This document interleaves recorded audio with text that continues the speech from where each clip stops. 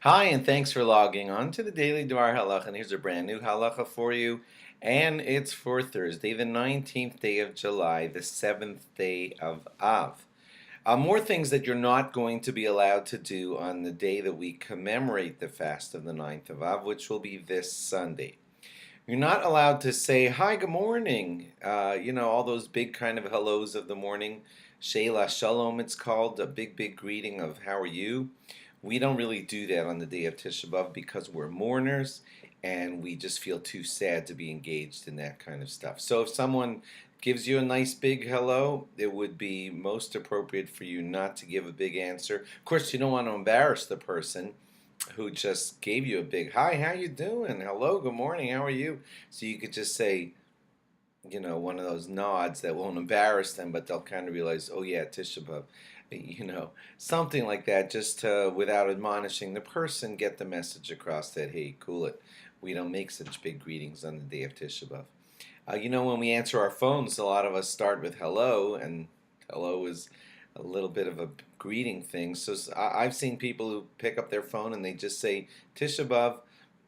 You don't have to do that. That's not a halacha, but some people do go through that kind of thing because basically the big hellos are not allowed.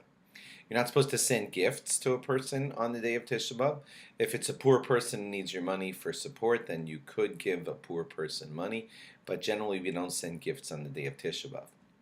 You should not be involved in distracting leisure walks or just going for a drive to get your mind off of things. And all social media, by the way, is probably a no-no on the day of Tisha B'Av. And I know that's probably hard for this digital age, but you're supposed to be involved in Tisha B'Av, in thinking about the destruction of the temple, etc. Certainly it would be appropriate to watch films about Tisha B'Av or things like that, but to be doing anything to be distracting your mind from the fast is not so appropriate.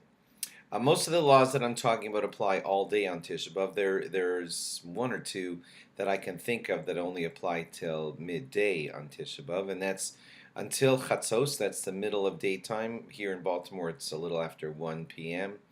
In your city, it might be a little different from that. But anyway, until Chatzos, we sit low to the ground, or on the ground, or on a pillow on the ground, like a foot within the ground. And then after Chatzos, after midday, you can sit on something higher. Men, we don't put on our tefillin on Tisha B'Av morning. Rather, we will put on our tefillin at mincha. Smoking. Some people say that smoking is prohibited. Some allow it.